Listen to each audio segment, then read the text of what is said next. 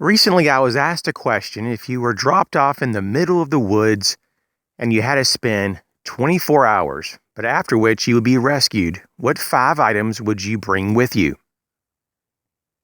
So I thought about this last night and I decided to kind of sleep on it. And when I woke up this morning, I was thinking about it a little bit more. And now that I'm in the woods taking a walk, I was like, okay, let's go ahead and address this question.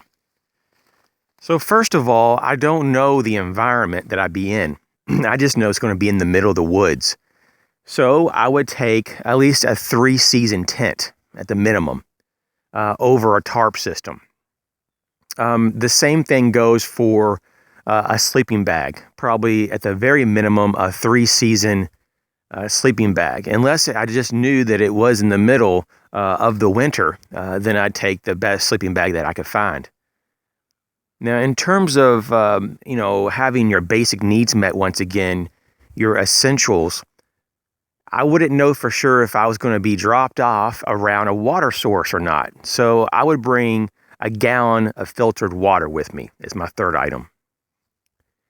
My fourth item would be a headlamp, just because there might be times that I may have to venture out in the surrounding areas from my campsite to gather firewood for my campfire. And it could be in the middle of the dark.